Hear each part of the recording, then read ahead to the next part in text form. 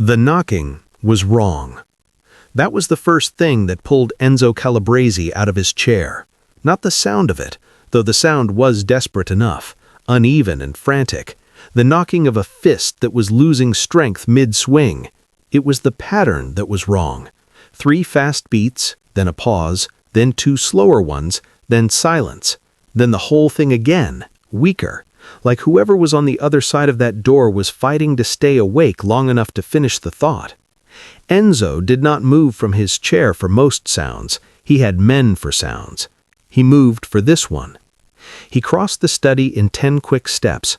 Marco, his most senior guard, a man who had worked for Enzo for 20 years and had seen almost everything the world could throw at a person, reached the front door first and pulled it open. He stopped dead. Enzo was 2 steps behind him. She was on her knees on his front step, young, mid-20s maybe. Natural hair matted against the side of her face with blood that was coming from somewhere above her left ear. She was wearing blue nursing scrubs, and a hospital ID was still clipped to her front pocket. The plastic of the ID was cracked right down the middle, like it had hit something hard. Her hands were pressed flat against the stone step, and she was pushing against it with her whole body, trying, through sheer force of will, to keep herself from going down. She looked up.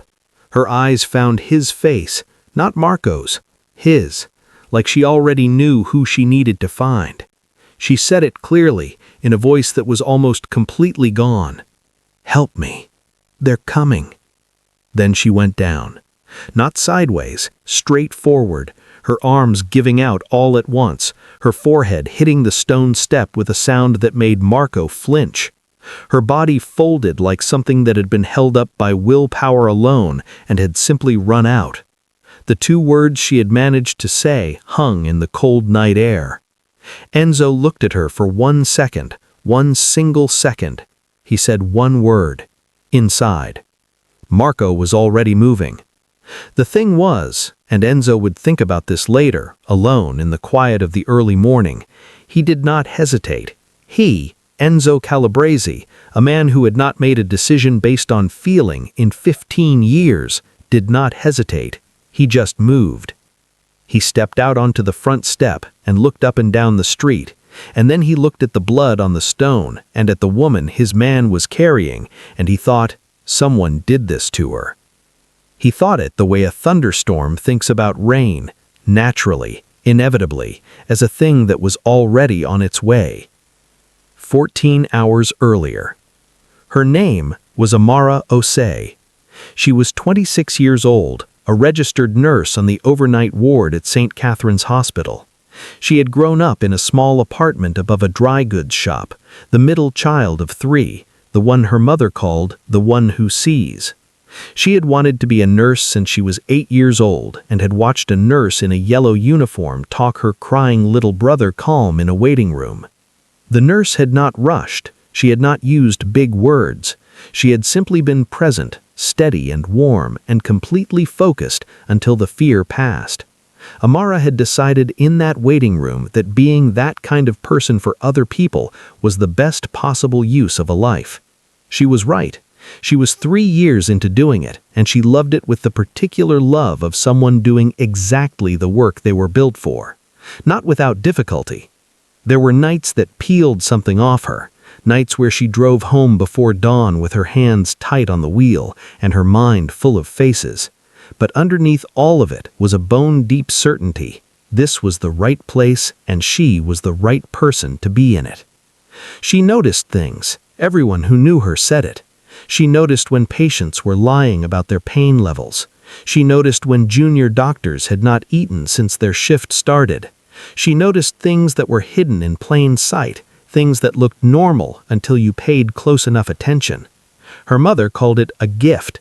Her ex-boyfriend had called it exhausting. Amara called it simply paying attention, which was a thing she believed the world needed more of, not less. None of it prepared her for the night of the 14th. The patient. He came in at 11:47 p.m. Amara knew the moment she saw him that something was wrong.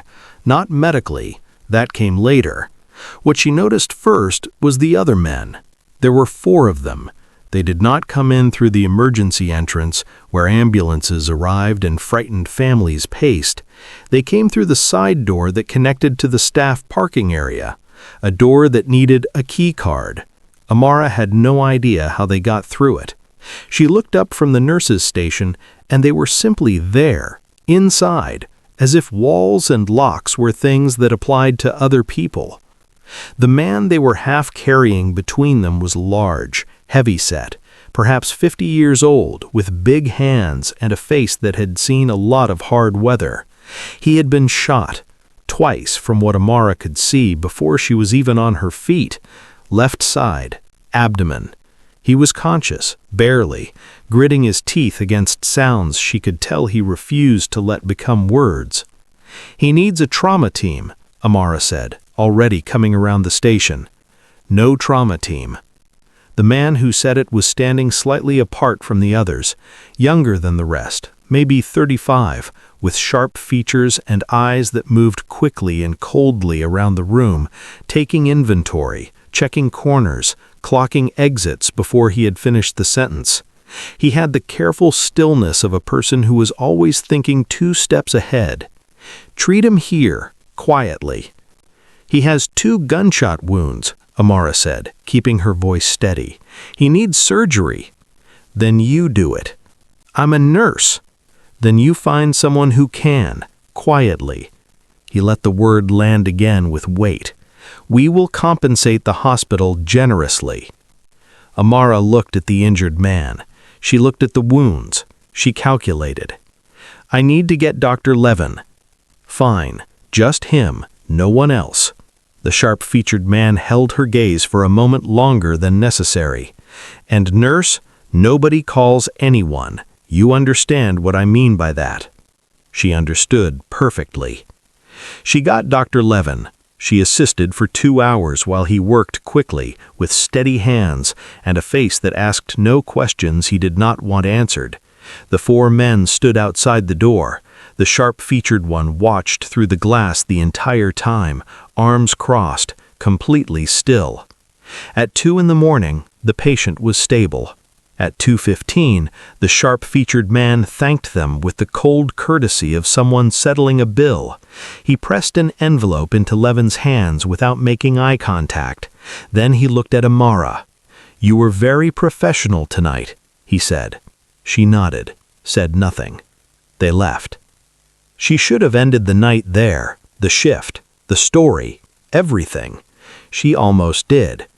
She was at the bin by the door, pulling off her gloves, thinking about the drive home and whether she had anything in her fridge, when she saw it. A phone on the floor, flat, face down, in the corner beneath where the gurney had been. It must have slipped from the patient's pocket during the move. It was locked, she could see, but the screen had lit up when it hit the floor. She picked it up. She meant to set it on the counter for the morning staff. The notification preview was visible on the locked screen. She read it without meaning to, the way you read a word before you decide not to. She read it twice. Then she stood very still in the empty room. The message was 5 words. She saw, handle the nurse. The room felt smaller than it had a moment ago. Amara set the phone down on the counter exactly as she had planned to. She walked to the locker room with a normal stride. She was aware in a very specific way of where her feet were going and how her body looked from the outside, like watching herself in a film. She thought very quickly. The main exit would have at least one of them covering it by now. The staff parking door, they already knew how to work those. The loading bay at the back was locked after midnight from the outside, but could be opened from inside. She took the loading bay. She did not change out of her scrubs. Her regular clothes were in her locker, and the locker room shared a wall with the corridor where she could already hear the men's voices returning. She was out of the building in 4 minutes. She went left, away from the car park, into the side street that ran along the hospital's eastern wall. She did not run. Running was visible. Running meant someone needed to catch you, and once people decided to catch you, the math of the situation changed in ways that were hard to come back from. She walked, quickly, but walked. She was 1 block away when she heard the side door open behind her. She turned the corner. She heard footsteps. She understood then that walking was no longer an option.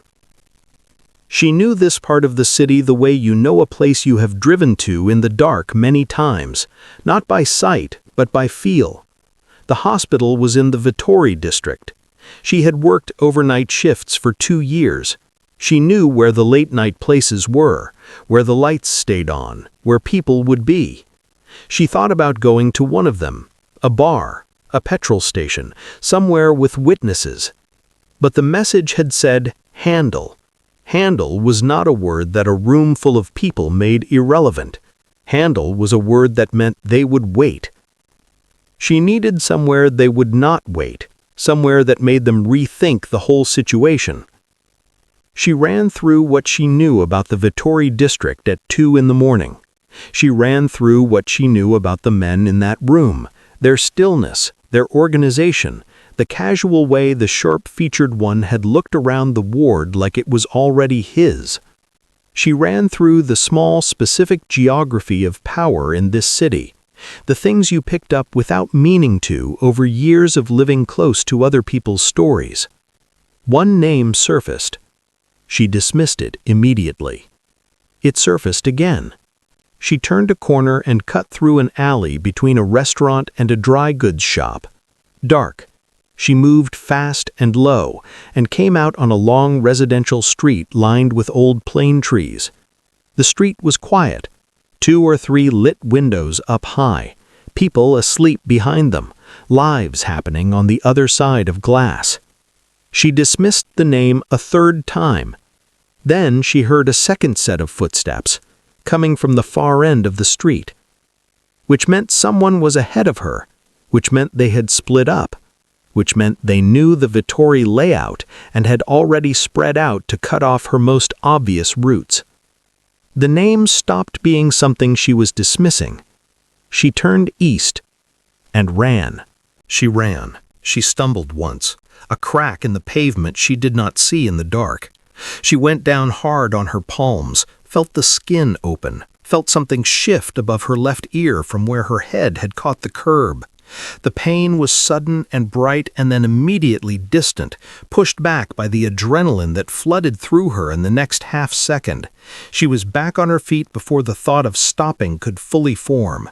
She did not count blocks. She ran toward the corner she had memorized from a dinner conversation 2 years ago, a piece of geography she had never expected to need, and she did not let herself think about what would happen if the door did not open. She made the corner, she made the street, she saw the house. She knew when she hit the front step that she was not going to stay upright much longer. The adrenaline that had carried her 14 minutes and 4 city blocks and 1 hard fall was doing what adrenaline eventually does, withdrawing. And underneath it, waiting with patience, was a body that was presenting its bill. The head wound was worse than she had catalogued while running, because there had been no time to catalog it properly. Her palms were bleeding, her legs were shaking. She made the step, she made the door, she lifted her fist and knocked. 3 fast beats, pause, 2 slower ones, silence. She did it again, weaker. She heard footsteps inside, confident, unhurried footsteps on a hard floor, and she had just enough left to think, let it be someone who gets to make decisions. The door opened. She looked up, and she found the face she found, silver-haired, solid 50-something, with eyes that were already taking her in and calculating, and she said the only thing that was left to say, "Help me, they're coming." The ground came up. She didn't feel it. She came back in pieces, warmth first, then orange light through her eyelids, then a smell that her brain sorted slowly, coffee, antiseptic, something that might have been bread.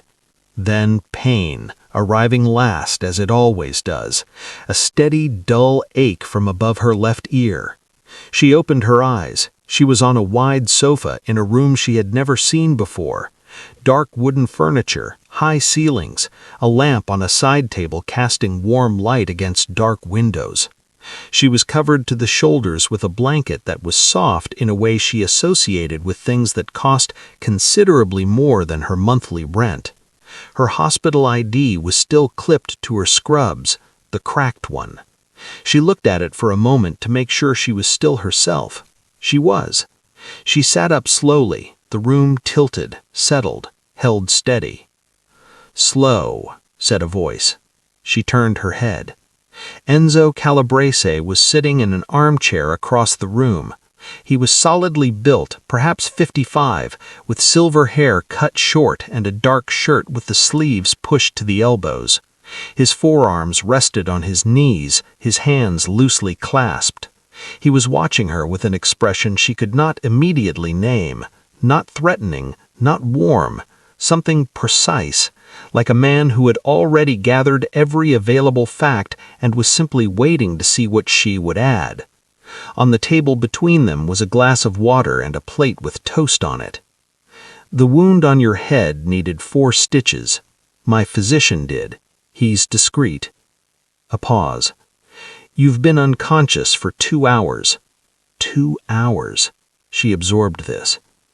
"The men who were following me are no longer a concern for tonight."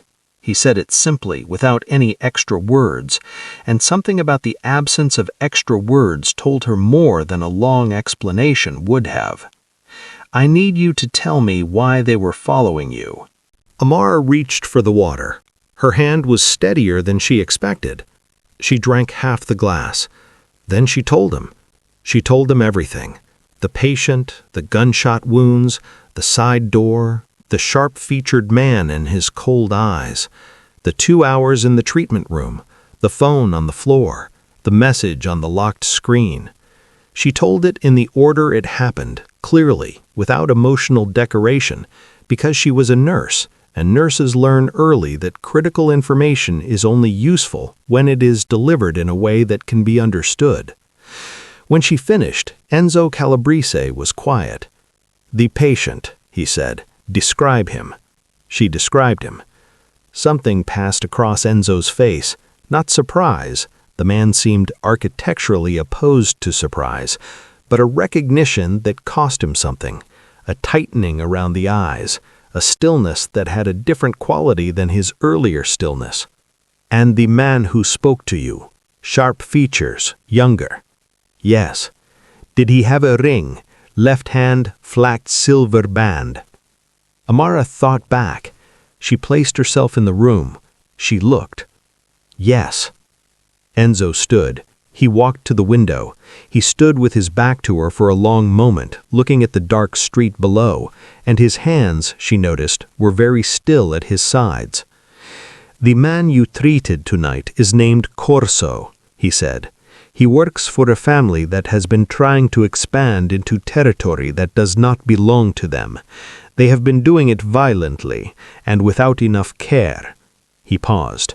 "The man with the ring is his nephew. His name is Teo." Another pause. "Teo sent that message from his uncle's phone because he is the kind of man who makes decisions quickly and thinks about consequences later. It has always been his most dangerous quality." "He was going to have me killed," Amara said, not a question. "Yes." She had known this since the alley, since the moment she read the words on the locked screen. Hearing it confirmed out loud still had weight. She pressed her hands together in her lap and breathed carefully. "Because I read a phone screen?" she said. "Because you can place Teo at the scene of an illegal operation. Because you treated a man who was shot, which means someone did the shooting, which creates problems Teo cannot afford." He turned from the window. "You are a problem he created by bringing his uncle to your hospital.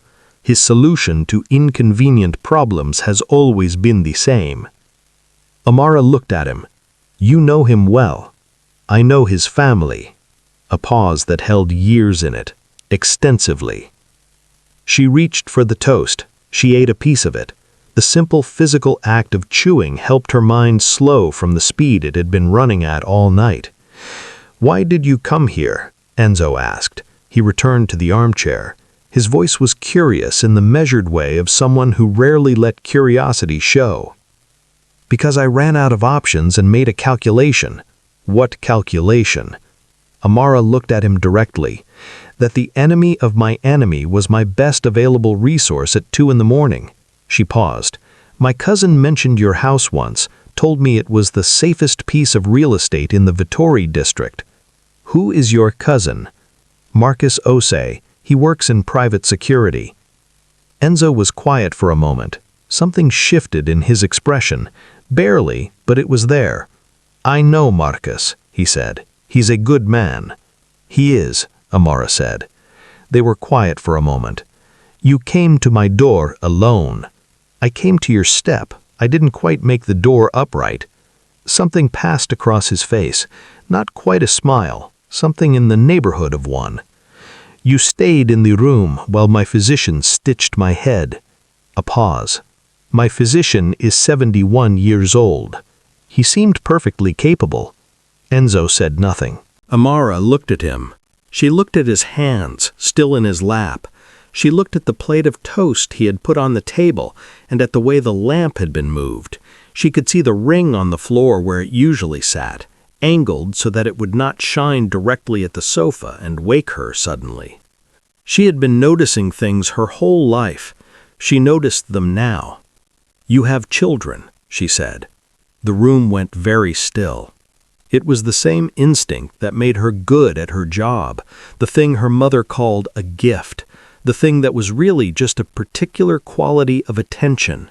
She had seen it in the way he watched her when she first came around on the sofa, not clinically, not as a situation to be managed, with a specific tension she recognized from hospital waiting rooms, the tension of someone for whom the person on the sofa was not a liability or an asset, just a person, someone he was hoping would be all right.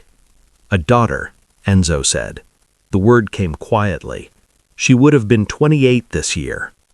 Amara held that sentence very carefully. "Would have been." "I'm sorry," she said.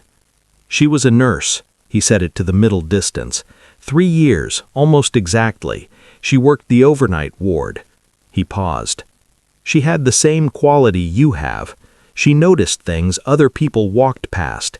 She used to say—" He stopped. He looked at his hands. He continued more slowly.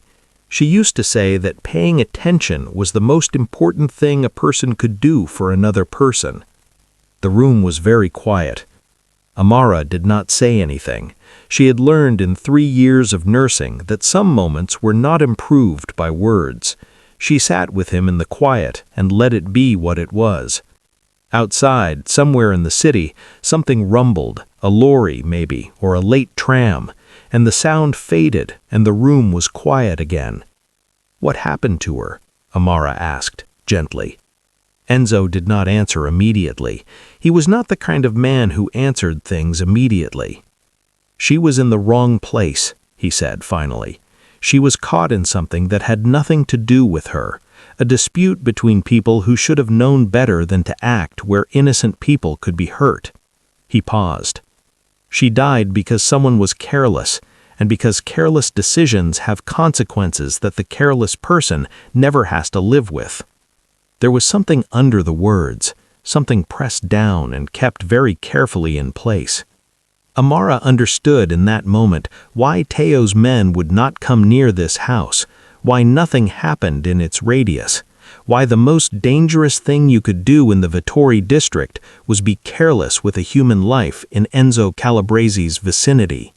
It was not power, or not only power, it was grief, the specific kind that becomes a wall. "What was her name?" Amara asked. A pause long enough that she thought he might not answer. "Julia." Amara nodded. "She sounds like she was extraordinary." He did not respond, but something in his face changed, just slightly, just for a moment, like a window admitting light. He let her sleep. The room at the top of the stairs was made up. It was always made up. a habit from the years when Julia came home on her days off, and he had never wanted her to find an unmade bed. He had not examined this habit closely. It was simply something he continued. Enzo did not sleep. He sat in his study, the city going dark and then slowly lighter outside his windows, and he made phone calls. Quiet ones, the kind where the other person spoke very little and he spoke even less. By 4 in the morning, he knew who had shot Corso. By 5, he knew what territory dispute had brought the Corso family to St. Catherine's Hospital in the first place. By 5:30, he knew something else, something that Marco brought to him on a sheet of paper, written in careful handwriting, the way important things were always written in this house. He read it twice. He set it down on the desk. He sat with it for a long time. The name of the nurse from 3 years ago, the one who had been on duty the night Julia was brought in, the one who had stayed for 2 hours past the end of her shift, refusing to leave, holding Julia's hand while the doctors did what doctors do in the last moments when there is nothing left to do but be present. The one who had later, at the family's request, written down everything she remembered about Julia's last hours.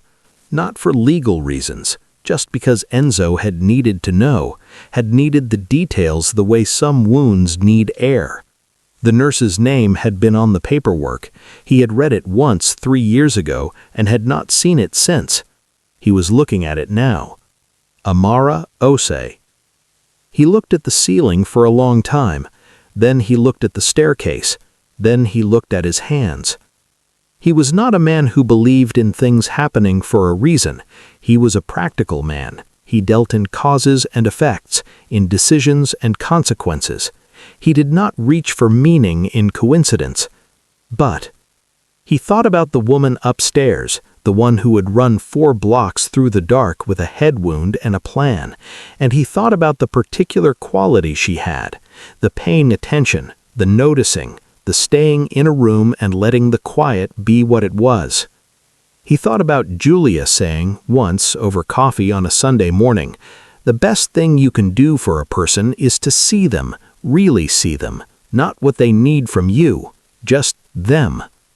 He sat in that for a long while. Then he got up and put on more coffee, because the woman upstairs would wake up soon, and she would have a concussion and a long day ahead of her, and coffee was something he could do. It was, after all, something. Amara came downstairs at 7:30. She moved carefully, the kind of careful that comes with a head that is reminding you it was knocked about, and she held the banister all the way down. When she reached the bottom, she could smell coffee and something cooking, and she followed the smell to the kitchen. Enzo was at the stove, in a kitchen that was large and old and worn in the way of kitchens that have been used properly for decades. He was making eggs. Amara stood in the doorway and watched this for a moment because it was not what she had expected. He heard her. He turned. "Sit down," he said. "Eat something before I have someone drive you wherever you need to go." She sat. He put a plate in front of her. He sat across from her with his own coffee and did not eat. She noticed he had not eaten, but he sat, and the kitchen was warm, and outside the windows the city was beginning its morning in the particular yellow light of early sun. They ate, or she ate, and he watched his coffee, in a companionable silence that surprised her. "There is something I need to tell you," he said. She looked up. He told her about the paperwork, about Julia's last night, about the name he had read at dawn on a piece of paper that Marco had handed him. Amara put her fork down. She thought back 3 years. A young woman, late on a Tuesday night, brought in unconscious, with injuries that were serious from the beginning and became unsurvivable very quickly. Amara had been at the end of a long shift. She had stayed anyway. She always stayed. She remembered the young woman's hands. She remembered holding them. She did not remember the name on the file because she never focused on names in those moments. She focused on the person. She looked at Enzo Calabrese across his kitchen table. She saw in his face the same thing she had seen the night before, the grief kept carefully in place behind very controlled eyes. She saw it differently now, knowing what she knew. She wasn't alone. Amara said. She wasn't frightened. I want you to know that. The kitchen was very quiet. Enzo's hands around his coffee cup were very still. I know, he said. I was told. I needed to hear it again. She nodded. She picked her fork back up. They sat together in the morning light and did not say anything else, and it was not an empty silence.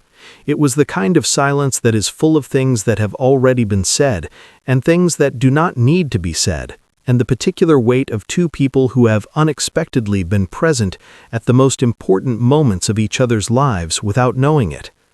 Outside, the city moved. Inside, the coffee grew cold. Neither of them moved to reheat it. What happened to Teo Corso happened quickly, and Amara was not told the details. She did not ask for them. She was a nurse. She understood the practical purpose of not knowing certain things. It was enough that 3 days later, Marcus called her, her cousin, whose voice was always steady, and told her it was handled, that the people who had been a problem were no longer a problem, that her apartment was clear, her workplace was clear, and she could go back to her life. "Were you there?" she asked. A pause. "Some of it. Are you all right?" Another pause. Longer. "Yes." She believed him, mostly. She made a note to watch him more closely at the next family dinner. She went back to work on Thursday. The ward was the same ward. The morning light came through the same windows, and the man in bed 12 was performing a pain level of 7 when it was clearly a 4, and Amara caught it in the first 30 seconds and adjusted his chart accordingly, and he complained, and she smiled at him with the patience of someone who has done harder things than this. She did not tell anyone about the night of the 14th. Not because she was afraid of being disbelieved, but because some experiences belong to the people who lived them.